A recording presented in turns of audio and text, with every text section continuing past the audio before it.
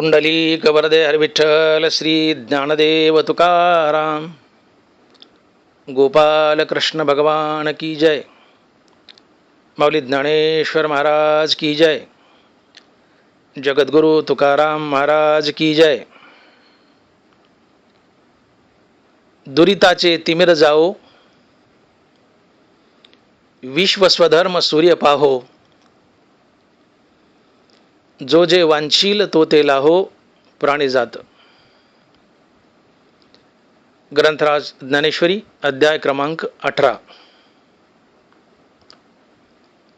दुरिताचे तिमिर जाओ, विश्व स्वधर्म सूर्य पाहो, जो जे वांछील तो ते लाहो, प्राणी जात. पसायदानातील ओवी आहे आणि पसायदानातील ही 3ऱ्या क्रमांकाची ओवी आहे. ज्ञानोबारायांनी आपले श्रीगुरु श्री संत निवृत्तीनाथ महाराज यांच्याकडं ज्ञानेश्वरी लिहून झाल्यानंतर पसायदान मागितलं, प्रसाद रूपी दान. आणि जवळपास या पसायदानामध्ये ज्ञानोबारायांनी एकूण 10 दान मागितली आहेत.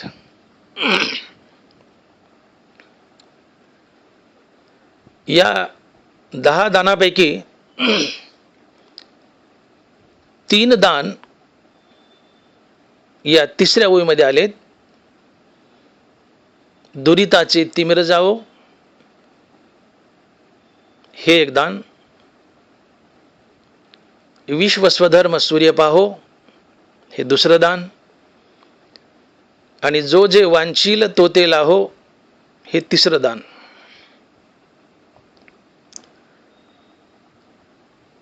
दुरित म्हणजे पाप आणि तिमिर म्हणजे अंधार. दुरित म्हणजे पाप आणि तिमिर म्हणजे अंधार. अंधार जर घालवायचा असेल तर सूर्याचा उदय व्हावा लागतो.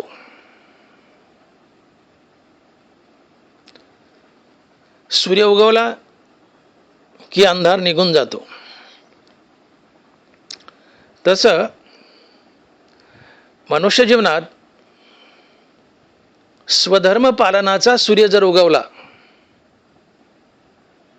तर पापाचा अंधार पळून जातो. माझं वाक्य नीट आहे का?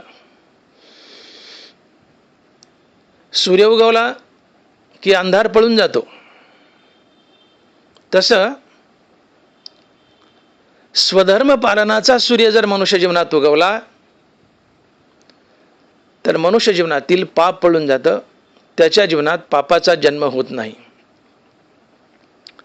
अर्थात जो मनुष्य आपलं स्वधर्म पालन करतो त्याच्या जीवनात पापाची निर्मिती होत नाही.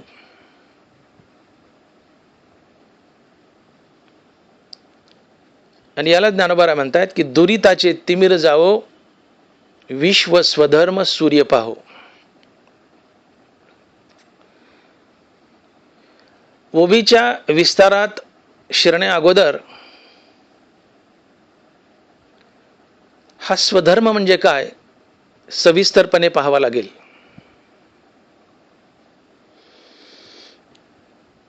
स्वधर्म, धर्म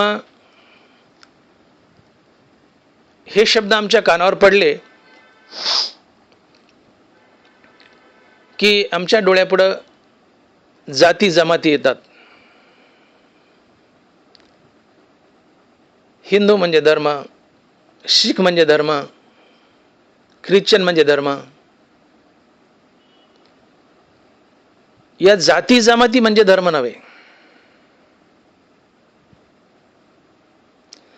तर धर्माची ज्ञानोबारायांनी ज्ञानेश्वरीमध्ये काही आगळी वेगळी व्याख्या केली आहे. धर्म आणि स्वधर्म हे दोन्ही शब्द ज्ञानेश्वरीमध्ये आणि गीतेमध्ये कर्तव्य अर्थात व्यवसाय रूपाने आलेली आहेत. ही दोन्ही शब्द धर्म आणि स्वधर्म जवळजवळ एकाच अर्थाची आहेत. 19-20 म्हणल्यासारखं. धर्माच्या मागे स्व लावलं की तो स्वधर्म बनतो, अर्थात स्वतःचा धर्म बनतो, निज धर्म बनतो.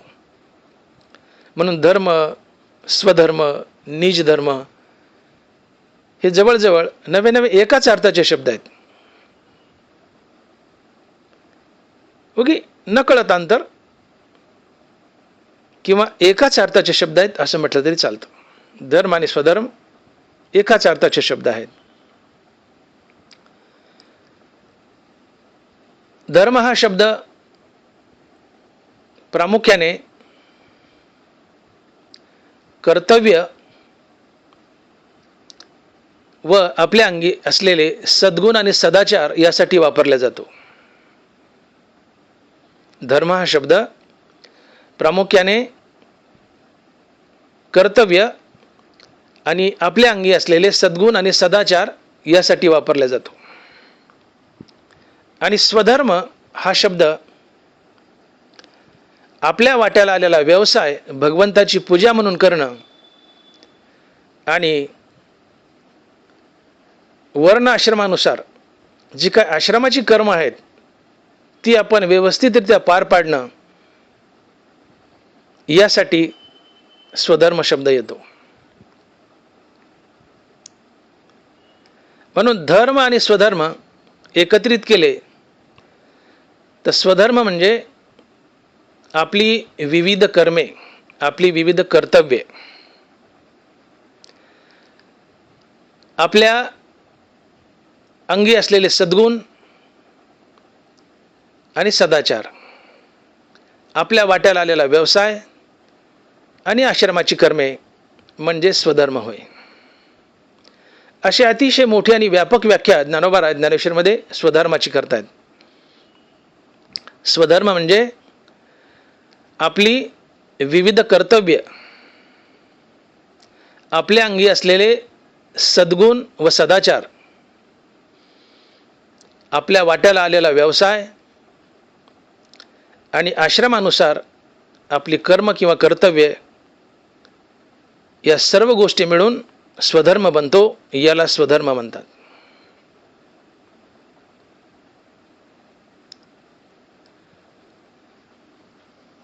धर्माबद्दल बोलताना ज्ञानोबा ज्ञानेश्वरीमध्ये धर्माची अतिशय सुंदर व्याख्या करतात. माऊली म्हणतात,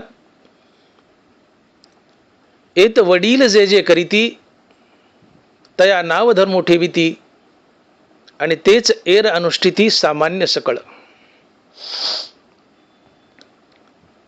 एत वडील जे जे करीती तया नाव धर्मो ठेविती. समाजातील वडील माणूस जसा जसा वागतो त्याच्या वागण्याला धर्म म्हणावं.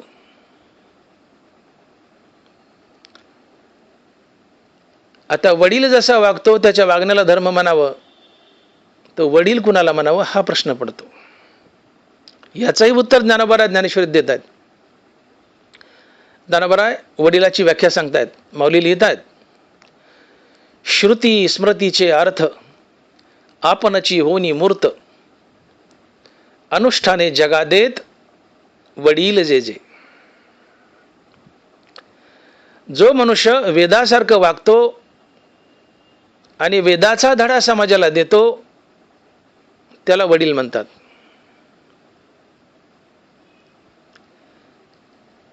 मग वेदासारखं वागून वेदाचा धडा समाजाला देणारा हा संत असतो. म्हणून वडील म्हणजे संत.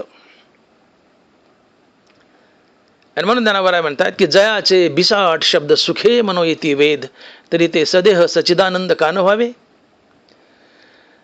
ज्याचं झोपीत चावळणं सुद्धा वेद ठरावं तर जागृतीत बोललेलं वेद का ठरू नये.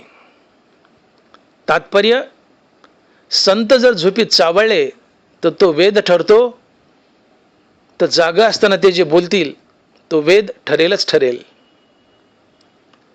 आणि म्हणून संतांच्या वागण्याला, चालण्याला, बोलण्याला धर्म म्हणावं. संतांच्या वागण्याला, चालण्याला, बोलण्याला धर्म म्हणावं.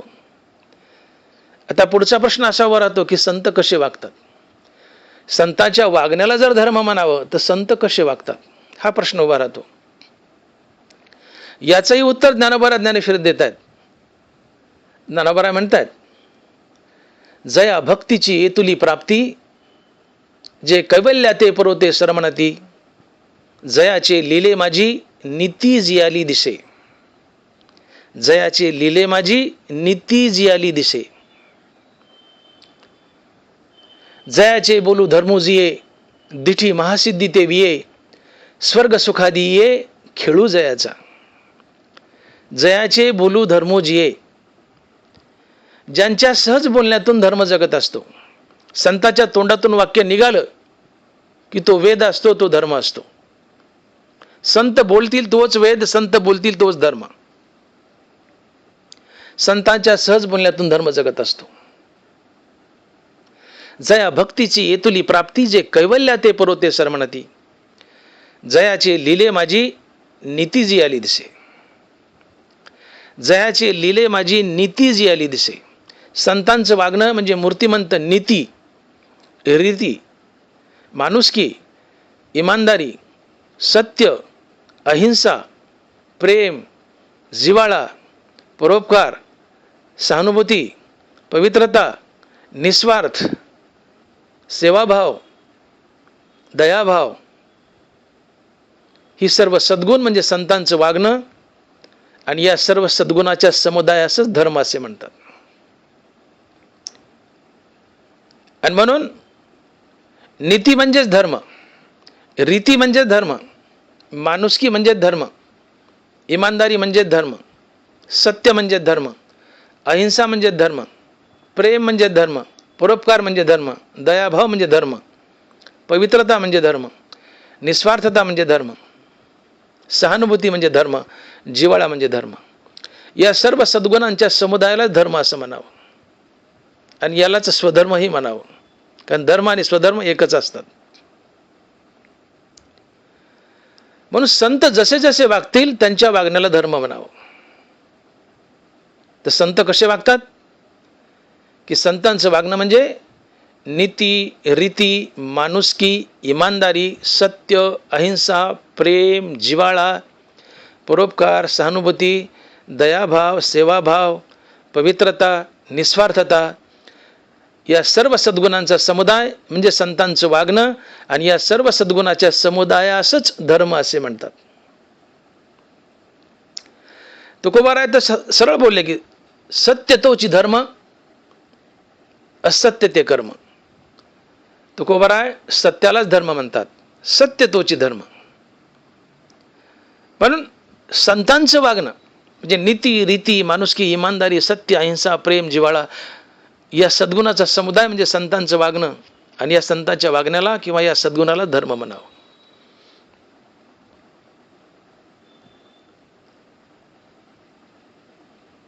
भगवान कृष्ण अर्जुनाला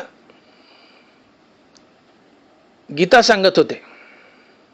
त्याबद्दल ज्ञानोबराय 18व्या अध्यायात एक ओळी लिहित आहेत, किंबहुना नृपा पार्थ झाला कृष्ण कृपा, जयापाशी साक्षेपा रीती आहे.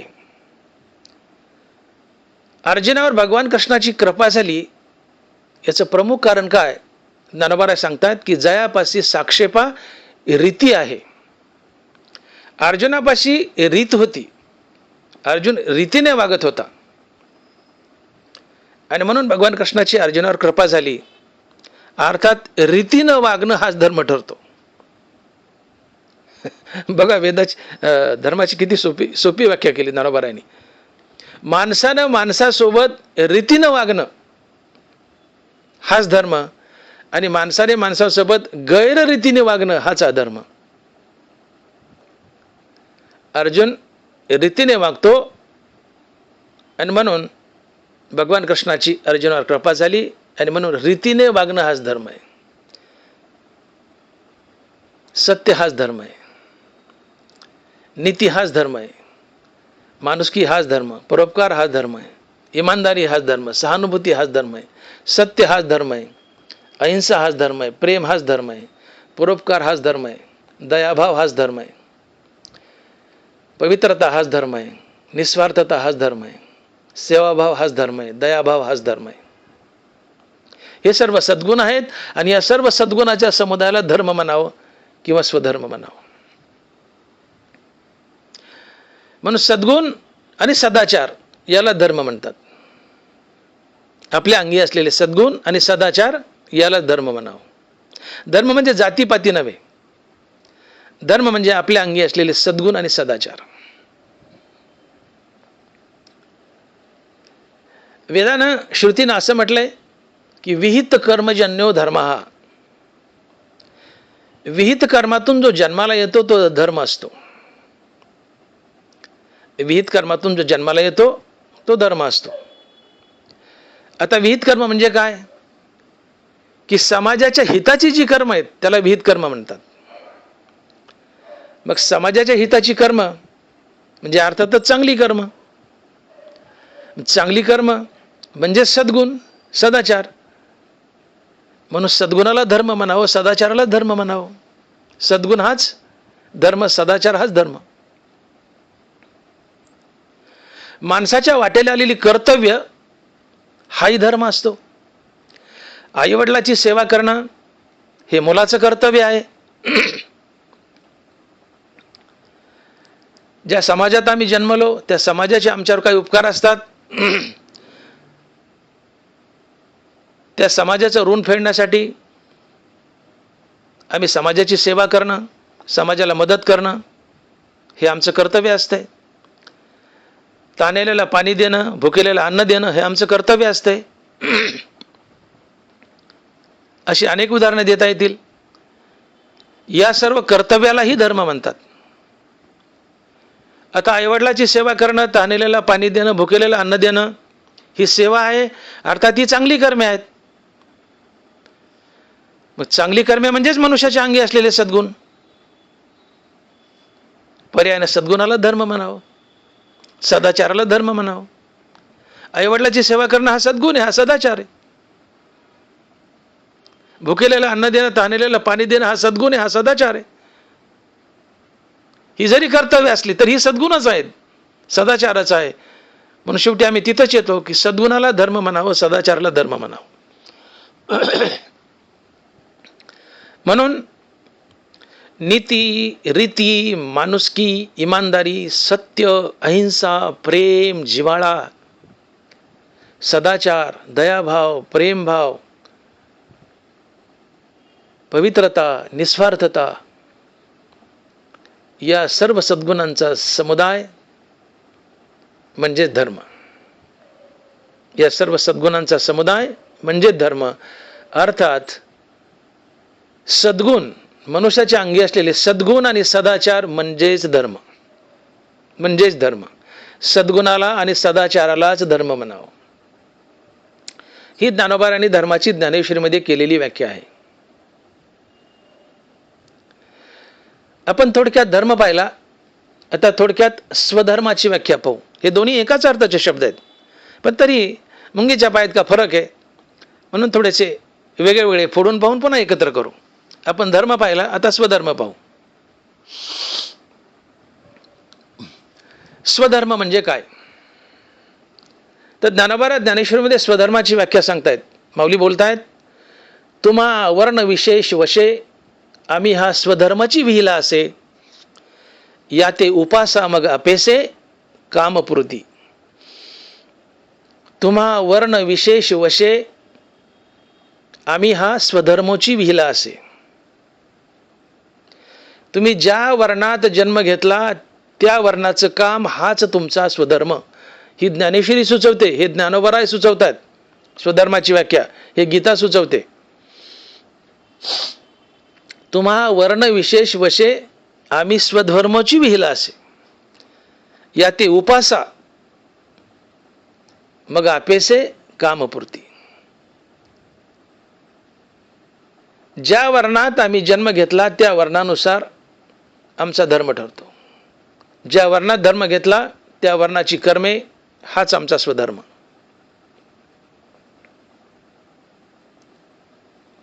पण आता सध्या चातुर्वर्णाची घडी विस्कळीत झाली आहे.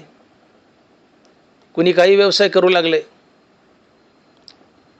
म्हणून, आणि तसं नाथ महाराजांनी भागवतातही भविष्य लिहून ठेवलेलं आहे, कलियुगात चातुर्वर्णाची घडी विस्कळीत होईल आणि कुणी काही काम करेल.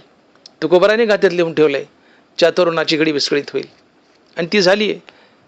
संतांचं बाकीत खरं झालंय, चातुर्वर्ण विस्कळीत झालाय, कुणी काही करू लागले. म्हणून जरी चातुर्वर्ण विस्कळीत झाला असला तरी तुम्ही सध्या ज्या व्यवसायात उभे आहात तोच तुमचा स्वधर्म. तुमच्या अंगी जो विशेष गुण आहे त्याला डेव्हलप करा, तोच तुमचा स्वधर्म.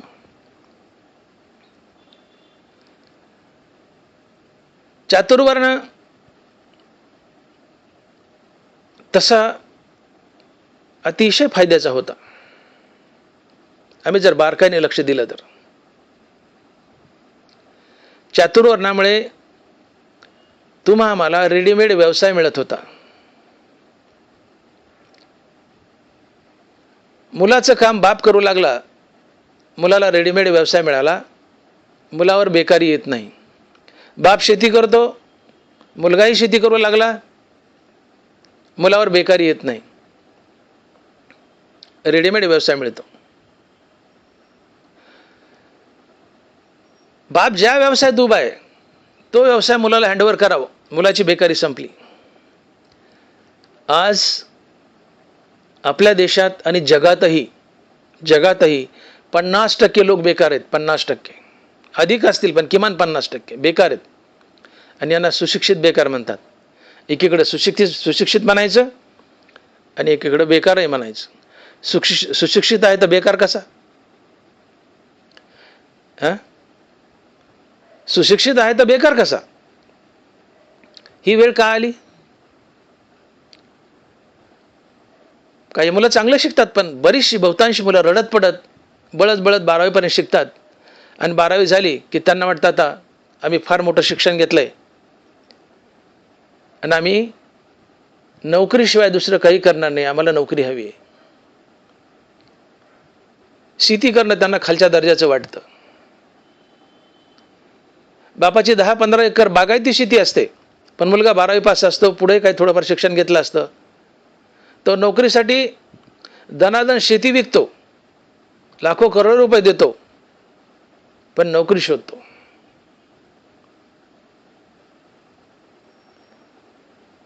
पैसे देऊनही नोकरी मिळत नाही, कारण स्पर्धेमध्ये अनेक लोक उभे असतात.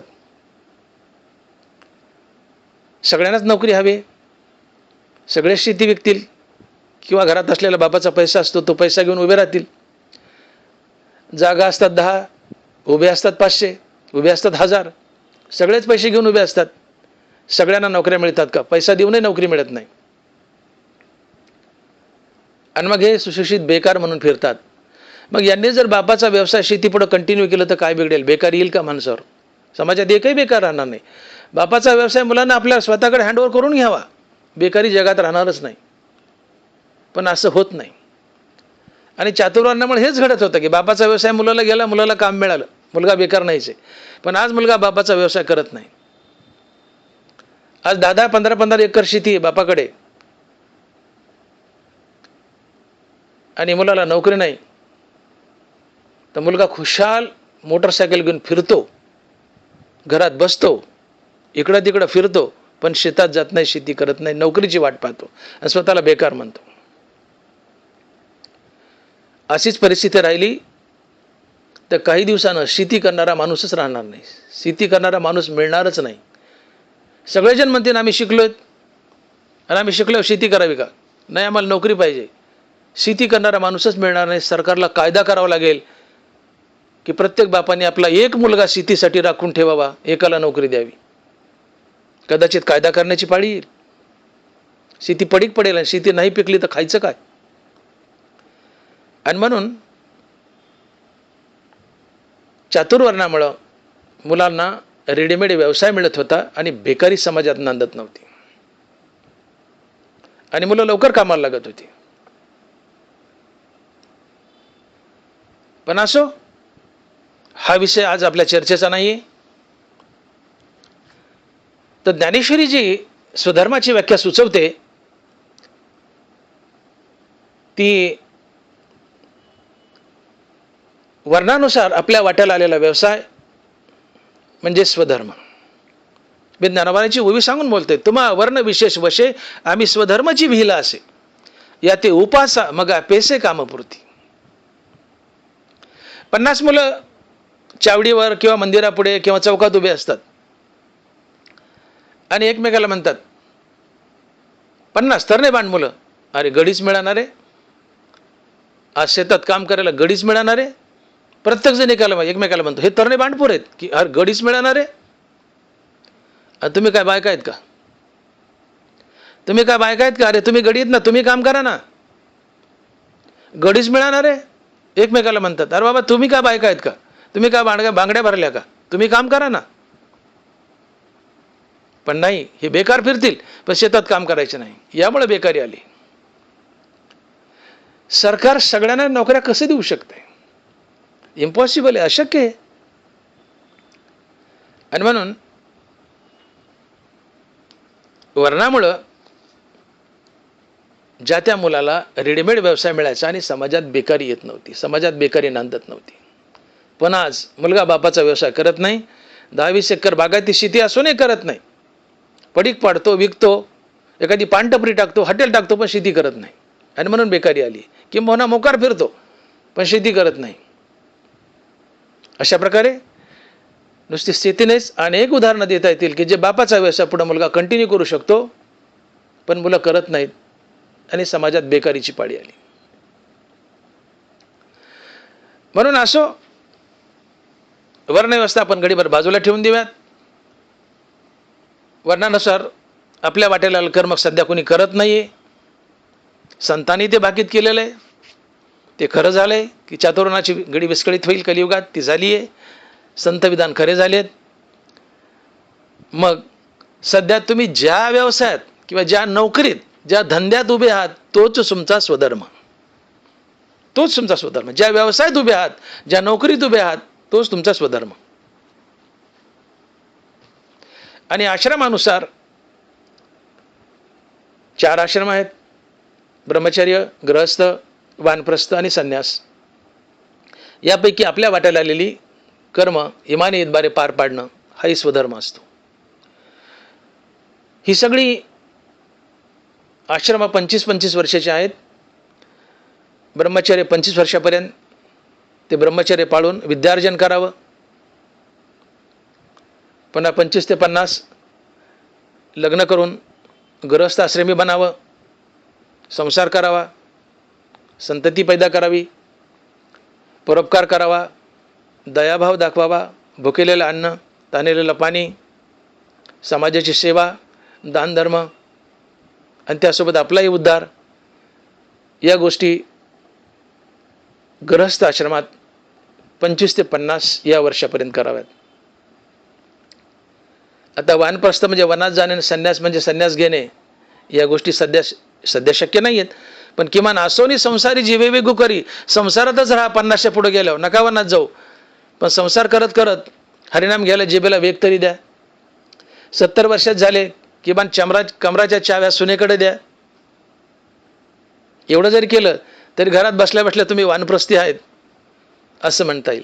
70 वर्ष वय झाले, 80 झाले तरी कमराच्या चाव्या सुनेकडे जात नाहीत, म्हणजे तुम्ही अजून गृहस्थ आश्रमातच सडतायत. 50च्या पुढे वय गेलं की नका वनात जाऊ, जायला पाहिजे पण नका जाऊ, पण किमान कमरेच्या चाव्या सुनेकडे द्या आणि संसाराची सूत्र मुलाकडे द्या आणि त्यांच्यासोबत राहून नातुंड सांभाळत सांभाळत हरिनाम घ्या. असोनी संसारी जीवे वेगू करी, वेदशास्त्र उभारी बाह्य सदा. म्हणून आपण ज्या व्यवसायात उभे आहोत तो व्यवसाय भगवंताची पूजा म्हणून करणं आणि आश्रमाची कर्तव्य पार पाडणं, या 2 गोष्टीला स्वधर्म म्हणतात. परंतु धर्म आणि स्वधर्म हे एकच आहेत, यांना वेगळं करायचंच नाही. धर्म आणि स्वधर्म एकच आहेत. धर्माच्या मागे स्व लावलं की तो स्वधर्म बनतो. म्हणून धर्म आणि स्वधर्म वेगळे न मानता आता एकच शब्द आपण स्वधर्म असा एकच शब्दाचा उच्चार करू आणि पुढे चालू. तर हा स्वधर्म म्हणजे काय? तर आपल्या वाट्याला आलेली विविध कर्तव्य, आपल्या अंगी असलेले सद्गुण आणि सदाचार, आपण ज्या व्यवसायात उभे आहोत तो व्यवसाय भगवंताची पूजा म्हणून करणं आणि आश्रमाची कर्तव्य पार पाडणं, या 4 गोष्टीला एकत्रित मिळून स्वधर्म असे म्हणतात. ही स्वधर्माची ज्ञानोबारायांनी ज्ञानेश्वरीमध्ये केलेली विशाल व्याख्या आहे. हा स्वधर्म जर माणसानं पाळला तर माणसाच्या जीवनात पापाची निर्मिती होत नाही, हा दावा ज्ञानोबाराय या ओवीत करतायत. दुरिताचे तिमिर जावो, विश्व स्वधर्म सूर्य पाहो, जो जे वांछील तो तेला हो प्राणी जात. जसा दैनंदिन जीवनातला सूर्य उगवला की अंधार निघून जातो, तसं मनुष्य जीवनात स्वधर्माचा सूर्य उगवला की पापाचा अंधार निघून जातो, दुरिताचं तिमिर पळून जातं. अर्थात माणसानं स्वधर्माचं पालन केलं तर त्याच्या जीवनात पापाची निर्मिती होत नाही, त्याच्या जीवनातून पापाचा अंधार पळून जातो, असा दावा ज्ञानोबा या ओळीत करतायत. मग स्वधर्माचं पालन करणं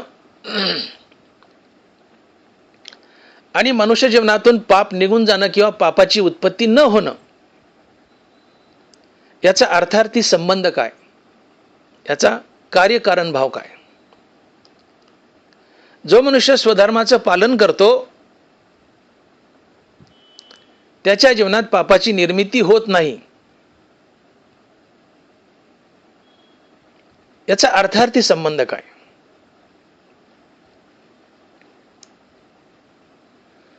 तर स्वधर्माचं पालन केल्यानं मनुष्य जीवनातील पाप पळून जातं किंवा पापाची निर्मिती होत नाही, हे अगोदर पाहण्यापेक्षा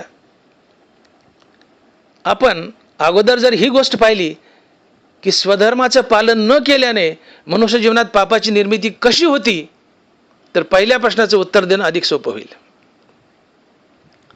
माझं वाक्य पुन्हा ऐका.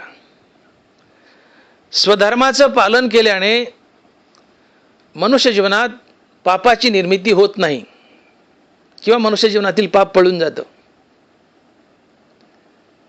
याच्या आधी स्वधर्माचं पालन न केल्यानं मनुष्य जीवनात पाप कसं येतं, याचा जर विचार मांडला तर पहिल्या प्रश्नाचं उत्तर कळायला अधिक सोपं जाईल. मनुष्याने जर स्वधर्म टाकला तर त्याच्या जीवनात पापाची निर्मिती कशी होते? स्वधर्म जर पाळला तर पाप निघून जातं, पापाची उत्पत्ती होत नाही. पण स्वधर्म जर टाकला तर त्याच्या जीवनात पापाची उत्पत्ती कशी होते हे पाहणं अधिक महत्वाचं आहे. इथं 3 पैलू आहेत. नंबर 1, माणसानं स्वधर्म जर टाकला तर त्याच्या जीवनात पापाची निर्मिती होते, कारण स्वधर्म टाकणं हेच पाप आहे. हा पहिला पैलू आहे.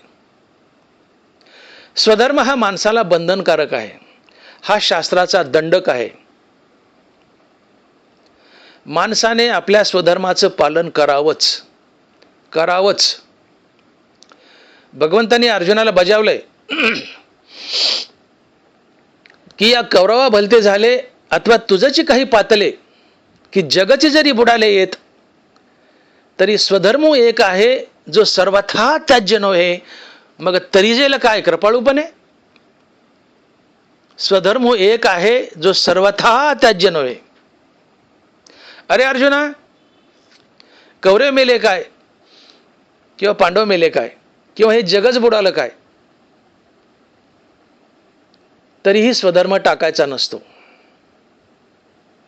स्वधर्म हा त्याज्य नाही, त्याचं पालन प्रत्येकानं करावं, हा शास्त्राचा दंडक आहे. आणि स्वधर्माचं पालन केलं नाही, स्वधर्म टाकला तर माणसाला पाप लागतं. आणि पापाने मनुष्य नरकाला जातो आणि त्याला अपकीर्तीचा धब्बा लागतो. याची साक्ष ज्ञानोबा देतात ज्ञानेश्वरीमध्ये. अर्जुना स्वधर्म सांडसील तर पापावर पडा होसील आणि अपयश तेन वचेल कल्पांतवरी. ऐका ज्ञानोबाची बोली. अर्जुना स्वधर्म सांडसील तर पापावर पडा होसील. अर्जुना स्वधर्म टाकशील तर तुला पाप लागेल आणि कल्पांतापर्यंत तुला अपकीर्तीचा धब्बा लागेल आणि या पापानं तू नरकालाही जाशील. म्हणून स्वधर्म कुणीही टाकू नये. स्वधर्म बंधनकारक आहे. आणि मग ज्ञानावर बोलतायत, म्हणून ऐके पांडवा हा स्वधर्म कवने न सांडावा, सर्व भावे भजावा हाची एकू. सर्व भावे भजावा हाची एकू. हाची एकू इथं च लावले ज्ञानोबराने, चकारात्मक बोललेत. चकारात्मक. सर्व भावे भजावा हाची एकू. हाची आणि पुन्हा सर्व भावे. नुसतं सर्व भावे भजावा नुसतं कसं आहे, सर्व स्वधर्माचं पालन करा, पण कसं करा? सर्व भावे करा. सर्व भावे भजावा हाची एकू. याला भजा म्हटले, याला उपासा म्हटले. स्वधर्माचं नुसतं पालन करा नाही तर स्वधर्माला भजा. सर्व भावे भजावा हाची एकू. नुसतं पालन नाही, याला भजा म्हटले. जे त्याचं इम्पॉर्टन्स दाखवतात ज्ञानोबा येते की स्वधर्माचं पालन किती महत्वाचं आहे. हो, तिकडे ज्ञानोबा म्हणले की तुम्हा वर्ण विशेष वेशे आम्ही स्वधर्माची विहिला असे, या ते उपासा मग अपेसे कामपूर्ती. या ते उपासा हा शब्द लक्षात घ्या. या ते उपासा म्हणजे स्वधर्माची उपासना करा, स्वधर्माची पूजा करा. स्वधर्म देवाची पूजा म्हणून करा. ही स्वधर्माची उपासना असते. नुसता स्वधर्म पाळू नका, आचरण करू नका, तर त्याची उपासना करा. त्याला भजा. सर्व भावे भजावा हाची एक. स्वधर्माला भजा, त्याची उपासना करा. आणि स्वधर्माला भजणं, स्वधर्माची उपासना करणं म्हणजे आपली कर्म भगवंताची पूजा म्हणून करणं. हरिनाम घेत घेत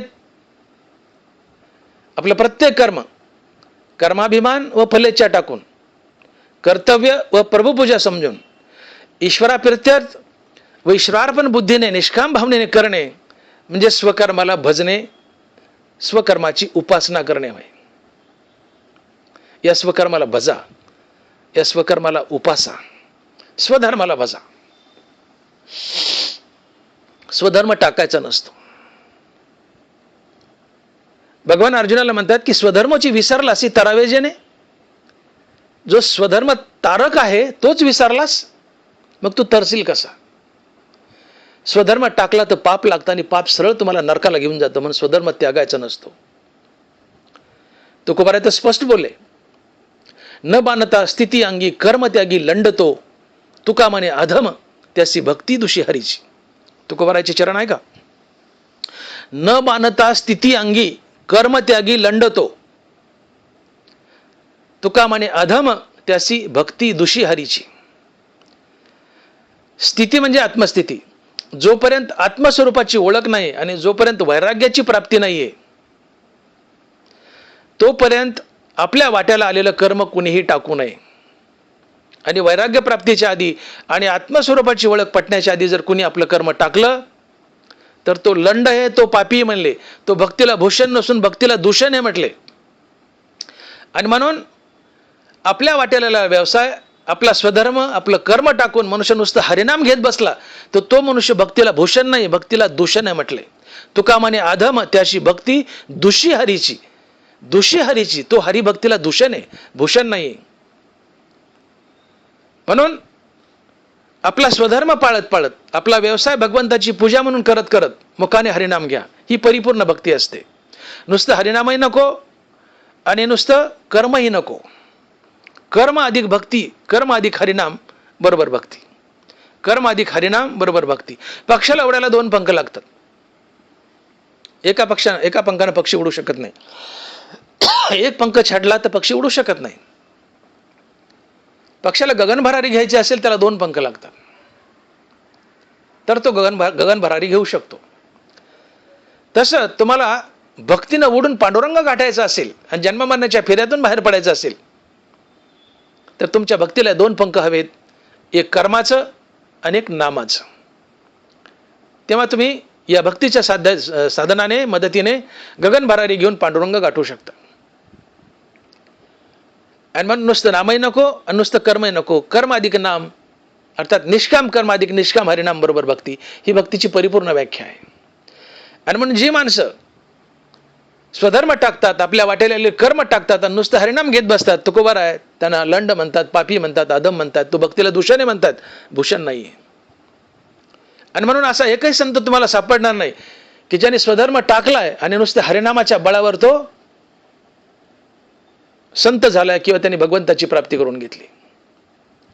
संत गोरोबा काका स्वधर्म पाळला, गाडगे मडकी भाजली, विटा भाजल्या, हरिनाम घेत घेत स्वधर्म पाळला.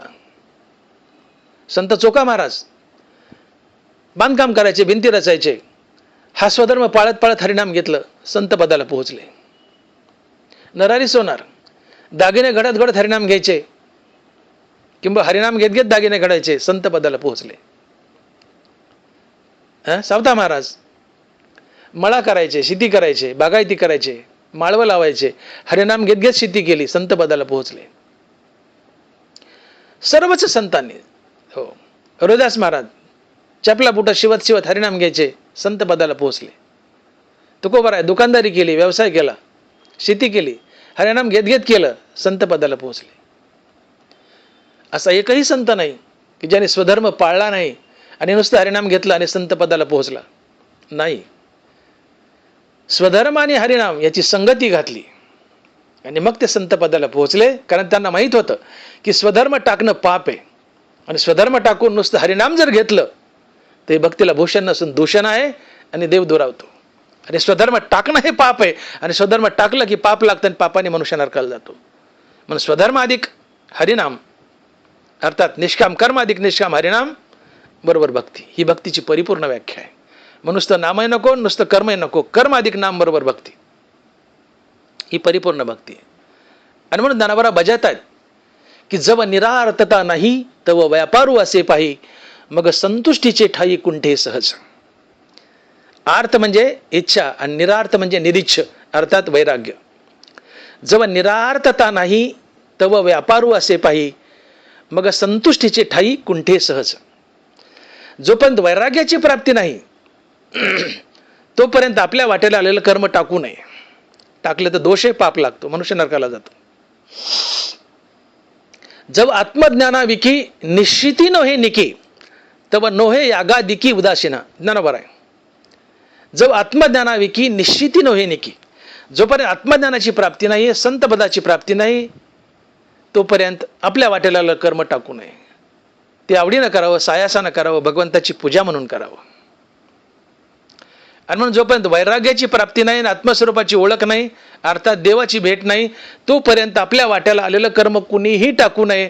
आणि टाकलं तर त्याला पाप लागतं, तो नरकाला जातो. आणि म्हणून भगवंत ज्ञानोबाच्या मुखातून अर्जुनाला बजावतात की अर्जुना स्वधर्म सांडसील तर पापावर पडा होशील आणि अपयश ते न वचेल कल्पांतवरी. नातरी रणी शव सांडीजे ते चौमेरी गिद्धी विदारीजे, तैसा स्वधर्महीन अभिभविजे महादोषी.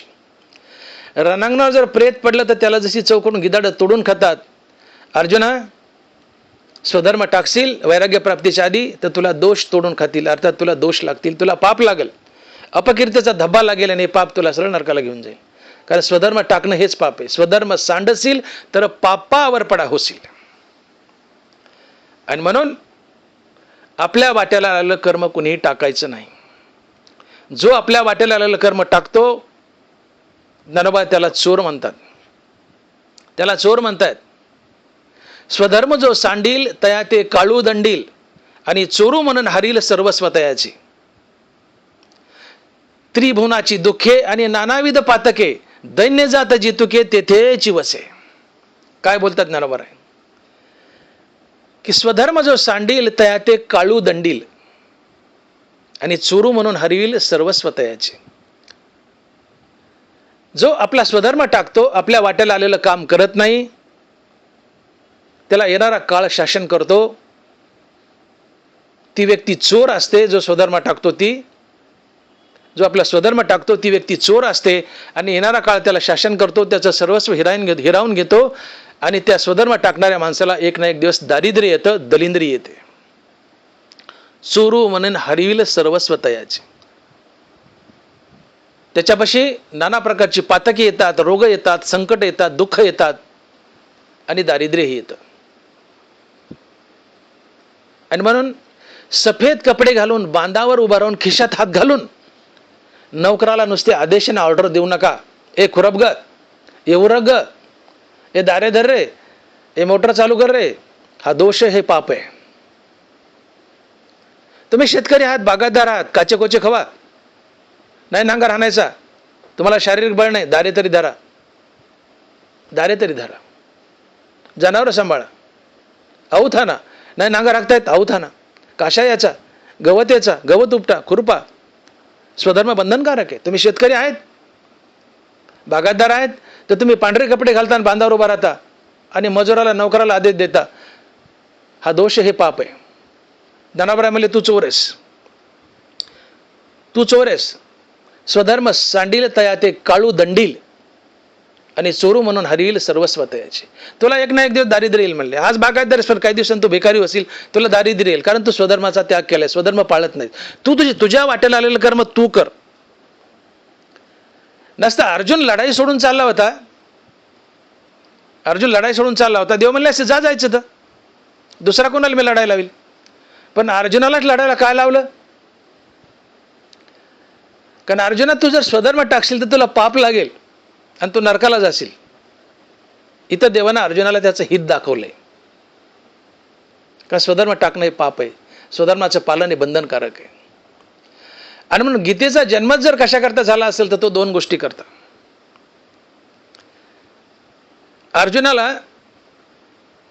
अर्जुनाने भगवंताला आदेश दिला की देवा, दोन्ही सैन्याच्या मध्ये माझा रथ घेऊन जा.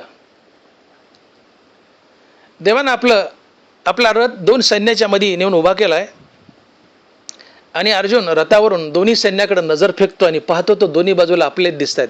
सख्य काय चुलत काय, दोन्ही बाजूला आपलं स्वजने, आपले नातेवाईक आहेत. आणि या स्वजनाला पाहून त्याला वाटलं की इकडचे मारले तरी माझे, तिकडचे मारले तरी माझे, सख्य काय चुलत काय, मी माझेच मारतोय. आणि त्याला आपल्या स्वजनाचा मोह झाला, स्वजनाचा मोह झाला. आणि ज्यावेळेस स्वधर्म पालनाच्या आड कुठलाही मोह येतो आणि तुम्ही त्या मोहामुळे स्वधर्म टाकता, तर तुमचं पतन होतं, तुम्हाला पाप लागतं. आणि म्हणून स्वधर्म पालनाच्या आड येणाऱ्या मोहावर गीतेची गदा आहे, गीतेचा प्रहार आहे. गीतेने कुठं प्रहार केलाय? अर्जुना, तुला स्वधर्म पालनाला हा मोह अडवायला आहे स्वजनाचा, हा टाक. गीतेने मुख्य प्रहार कशावर केलाय? स्वधर्म पालनाच्या आड येणाऱ्या मोहावर. गीतेने या मोहावर प्रहार केलाय, गदा मारली आहे. आणि म्हणून स्वधर्म पालनाच्या आड मोह येऊ देऊ नका. हा मोह बाजूला फेका आणि स्वधर्माचं पालन करा. हे बजावण्यासाठी गीतेचा जन्म झाला, हे एक कारण. आणि दुसरं एक कारण की आपला स्वधर्म टाकायचा नसतो. स्वधर्म टाकलं तर मनुष्य नरकाला जातो, तुमचं वाटोळं होतं. स्वधर्म टाकू नका, स्वधर्म टाकला तर पाप लागतं, मनुष्य नरकाला जातो. एवढं बजावण्यासाठी गीतेचा जन्म झाला, हे गीतेच्या जन्माचं दुसरं कारण. अन्यथा अर्जुनाने गांडीव धनुष्य हाती घेऊन जर युद्ध करायला सुरुवात केली असती आणि समोरच्या पार्टीचे चेंडूसारखे मुंडकी उडवली असती तर देवाला गीता सांगायची गरजच नव्हती, गीतेचा जन्मच झाला नसता. पण अर्जुन स्वधर्म टाकून पळत होता, संन्यासाच्या गोष्टी करत होता. देवाने त्याला बजावलं की बाबा, तुला अजून वैराग्य नाहीये, आत्मस्वरूपाची ओळख नाहीये, संतपदाची प्राप्ती नाहीये, देवाची भेट नाहीये. आणि वैराग्य प्राप्तीच्या आधी आणि आत्मस्वरूपाची ओळख पटण्याच्या आधी जर कोणी स्वधर्म टाकला तर त्याला पाप लागतं आणि तो नरकाला जातो. तू स्वधर्म टाकू नकोस. टाकलास तर तुला पाप लागेल, नरकाला जाशील, अपकीर्तीचा धब्बाही लागेल. एवढं बजावण्यासाठी स्वधर्म टाकला तर पाप लागतं आणि मनुष्य नरकाला जातो. एवढं बजावण्यासाठी देवाने गीता सांगायला सुरुवात केली आणि गीतेचा जन्म झालाय. अन्यथा गीता जन्मल्याची कारणच नव्हतं. अर्जुनाने सरळ सरळ लढाई केली असती तर. आणि म्हणून ध्यानात ठेवा की स्वधर्म हा बंधनकारक आहे. स्वधर्म हा आपल्या आईसारखा असतो. आई जशी आम्हाला जन्मताच प्राप्त असते तसा स्वधर्मही आम्हाला जन्मताच प्राप्त असतो. ज्या वर्णात जन्म घेतला त्या वर्णाची कर्तव्य हाच आमचा स्वधर्म, तो आम्हाला जन्मताच प्राप्त असतो. स्वधर्म हा आमच्या जन्माचा हेतू असतो. स्वधर्म हा आमच्या जन्माची वाट पाहत असतो. पण ठीक आहे, स्वधर्म चातुर्वर्ण विस्कळीत झालाय, नका तो व्यवसाय करू. पण ज्या सध्या व्यवसायात उभे आहात, सध्या ज्या व्यवसायात उभे आहात, ज्या धंद्यात उभे आहात, ज्या नोकरीत उभे आहात, ते कर्म भगवंताची पूजा म्हणून करा. हाच तुमचा स्वधर्म आहे. याचं पालन करा, याला टाकू नका. हा व्यवसाय, हा धंदा, ही नोकरी शुद्ध नीती व न्यायाने करा, इमानदारीने करा, भगवंताची पूजा म्हणून करा. हाच तुमचा स्वधर्म. सध्याच्या नोकरीत आणि व्यवसायात उभे आहात, त्याचं पालन भगवंताची पूजा म्हणून करा. हाच तुमचा स्वधर्म आहे. मी जसं म्हटलं की आई जन्मताच प्राप्त आहे, स्वधर्म जन्मताच प्राप्त आहे. आईवडिलाची आम्ही सेवा करतो, ताणलेल्याला पाणी देतो, भुकेलेला अन्न देतो, समाजाची सेवा करतो, आईची सेवा करतो, वडिलाची सेवा करतो. हे कर्तव्य आम्हाला जन्मताच प्राप्त झाले. आई वडिलाची सेवा हे जन्मता प्राप्त झालेलं कर्तव्य आहे. समाजाची सेवा, समाजाचा उपकार फेडण्यासाठी हे जन्मताच प्राप्त झालेलं कर्तव्य आहे. हा कर्तव्यरूपी धर्म आहे. मग धर्मामध्ये 4 गोष्टी जी मी सांगितल्या, आपल्या वाट्याला आलेली कर्तव्य, सद्गुण आणि सदाचार, आपला व्यवसाय भगवंताची पूजा म्हणून करणं आणि आश्रमाची कर्तव्य निभावणं, या 4 गोष्टीचा मिलाप, बेरीज म्हणजे स्वधर्म. आईवडिलाची सेवा, समाजाची सेवा, दानधर्म, परोपकार, ही कर्तव्य, हा कर्तव्यरूपी धर्म आहे. ही विविध कर्तव्य पाळा, हा स्वधर्म आहे, हा धर्म आहे. ज्या व्यवसायात उभे आहात, ती नोकरी, व्यवसाय भगवंताची पूजा म्हणून करा. हा स्वधर्म आहे. आश्रमाची कर्तव्य पाळा. हा आपला स्वधर्म आहे. आणि म्हणून स्वधर्म हा वैराग्य आणि आत्मस्वरूपाच्या प्राप्तीच्या आधी टाकू नये. टाकला तर त्याला दोष लागतो, त्याला पाप लागतो. ज्ञानावराय तर बोलले, तो पातकाची राशी जानभार भूमीसी. जो वैराग्य प्राप्तीच्या आधी आपला स्वधर्म टाकतो, तो पातकाची राशी म्हणले. तो खायला काळण भूमीला भार आहे, तो पापी म्हणले. का गळास्त नाजेचे तैसे जियाले देख तयाचे, जया अधिष्ठान स्वधर्माचे गडेची ना. शिळीच्या गड्याला 2 स्तन असतात लोंबलेले, बिनकामाचे. त्यांना दूध येत नाही पण लोंबलेले, ते बिनकामाचे. तसा स्वधर्म टाकलेला मनुष्य बिनकामाचा असतो, युजलेस असतो, निरर्थक असतो. तो पापाची रास असतो, भूमीला भार असतो, तो पापीचा असतो. स्वधर्म टाकला की तुम्हाला पाप लागतं. स्वधर्म सांडशील तर पापावर प्रावशील. स्वधर्म टाकणं हेच पाप आहे. स्वधर्म टाकू नका, पाप लागेल, नरकाला जाल. आणि तुमच्या जीवनात दारिद्र्य येईल, दैन्य येईल, दुःख येईल, संकट येतील. म्हणून बांधार उभे राहून खिशात हात घालून नोकराला ऑर्डर देऊ नका. तुम्ही स्वतः काम करा. कोणताही व्यवसाय असो, तो तुम्ही स्वतः बजवा, स्वतः करा, स्वतः करा. कोणताही व्यवसाय असतो, स्वतः करा. याला स्वधर्माचं पालन म्हणतात. नोकराकडून करून घेऊ नका, स्वतः करा. अन्यथा तुम्हाला दारिद्र्य येईल, संकट येतील, दुःख येईल. ही ज्ञानेश्वरी सांगवते. अर्जुना, स्वधर्म सांडशील तर पापावर पडावशील. या पापापासून वाचवा स्वतःला. आणि म्हणून आपण जे विधान केलं होतं की स्वधर्म टाकल्यानं पाप कसं लागतं, त्या 3 मुद्दे उपस्थित केले होते मी. तर पहिला मुद्दा आहे की स्वधर्म टाकणं हेच पाप आहे. हा पहिला मुद्दा झाला. आता दुसरा मुद्दा, स्वधर्म जर टाकला तर माणसाची कुकर्माकडे प्रीती वाढते, वाईट कर्म करण्याकडे त्याची ओढ वाढते. पहिली गोष्ट काय, स्वधर्म टाकणं हेच पाप आहे, पापाची निर्मिती झाली. दुसरी गोष्ट, स्वधर्म टाकला तर माणसाची कुकर्म करण्याकडे प्रवृत्ती वाढते. बघा ज्ञानोबा काय म्हणतात, निज धर्म जे सांडे कुकर्मी रती घडे आणि तेची बंधू पडे संसारिक. ऐका ज्ञानोबाची भूमी.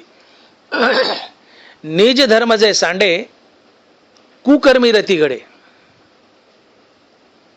आणि तेची बंधू पडे संसारिक. आपला स्वधर्म जर टाकला तर माणसाची वाईट कर्माकडे प्रवृत्ती वाढते. आणि म्हणून बघा, समाजामध्ये जी माणसं काहीच काम करत नाहीत, स्वधर्म टाकलाय आणि काहीच काम करत नाहीत, आयतं बसून खातात, ते नुसत्या टवाळक्या करत असतात. ही टवाळक्या करणारी माणसं म्हणजे स्वधर्म टाकलेली माणसं असतात. कवडीचं काम करायचं नाही, आयतं खायचं, पारावर चावडीवर जाऊन झोपायचं किंवा गल्लीबोडाने फिरत राहायचं, याच्या कुच्च्या त्याच्या कुच्च्या, हिला हे म्हण त्याला ते म्हण, याची छेड त्याची छेड, याची टोपी याला त्याची टोपी त्याला, या उचापाती करणं, चोऱ्या करणं, चकाट्या करणं, हाणामाऱ्या करणं, या कुकर्माकडे प्रवृत्ती ज्यांची होती ते स्वधर्म टाकलेले असतात. किंवा जे स्वधर्म टाकतात त्यांचीच कुकर्माकडे प्रवृत्ती होते आणि या कुकर्मातून पापाची निर्मिती होते. आणि म्हणून पहिला मुद्दा, स्वधर्म टाकणं हेच पाप, पापाची निर्मिती झाली. दुसरी गोष्ट, स्वधर्म टाकला तर वाईट कर्माकडे प्रवृत्ती होते आणि त्या वाईट कर्माच्या आचरणातून पापाची निर्मिती होते. हे दुसरं कारण, स्वधर्म टाकल्यावर पाप जन्माला काय येतं याचं. आणि इथं ज्ञानोबा म्हणतात, बघा दोन्ही सलग ज्ञानोबा राहायच्या की निज धर्म सांडील, निज धर्म जे सांडे ते कुकर्मी रती घडे, त्याची बंधू पडे संसारिक. नीट आहे का होई? निज धर्म जे सांडे ते कुकर्मी रती घडे आणि त्याची बंधू पडे संसारिक. याच्या पुढच्याच वहीत बोलतायत, मनोनी मनोनी स्वधर्म अनुष्ठान नित्य यज्ञ जानपान. स्वधर्म अनुष्ठान नित्य यज्ञ जाण, जो करी तया काहीच बंधन नाही. बघा दोन वया कशा आहेत, इथं ज्ञानाबाने कसा उकल केलाय. निज धर्म जे सांडे ते कुकर्मी रती घडे, त्याची बंधू पडे संसारिक. मनोनी स्वधर्मानुष्ठान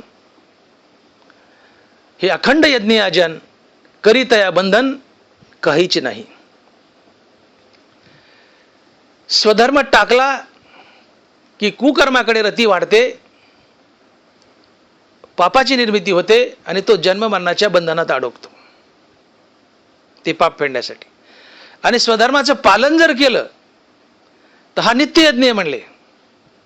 स्वधर्माचं पालन हा नित्य यज्ञ आहे. आणि जो स्वधर्माचं पालन करतो त्याच्या जीवनात पापाची निर्मिती होत नाही आणि त्याला संसार बंधन लागत नाही, जन्माच्या फेऱ्यातून बाहेर पडतो. का स्वधर्माचं पालन हा नित्य यज्ञ आहे. आणि जिथं यज्ञ आहे तिथं पाप नसतं, तिथं पुण्यच पुण्य असतं. म्हणून स्वधर्म हा बापा नित्य यज्ञ जानपा.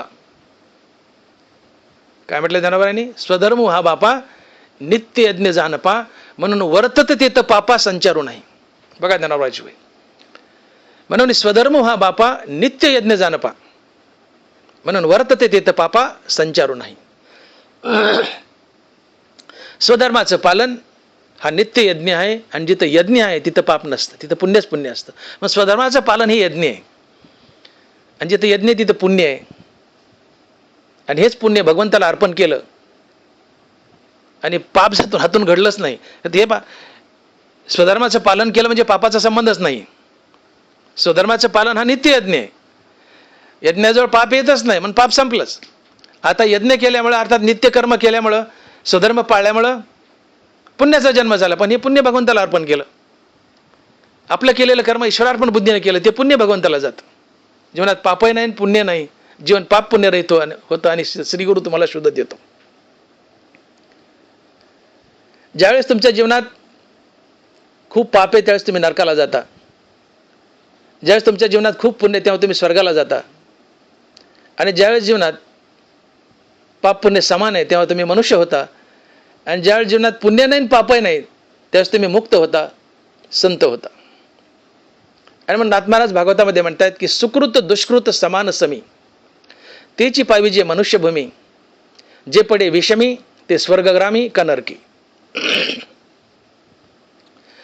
जीवनामध्ये पाप जास्त आहे तुम्ही नरकाला जाल, जीवनात पुण्य जास्त आहे तुम्ही स्वर्गाला जाल. जीवनात पाप पुण्य समान आहे तुम्ही पुन्हा मनुष्य व्हाल. जीवनात पाप पुण्य शिल्लक नाही तुम्ही मुक्त व्हाल, संत व्हाल.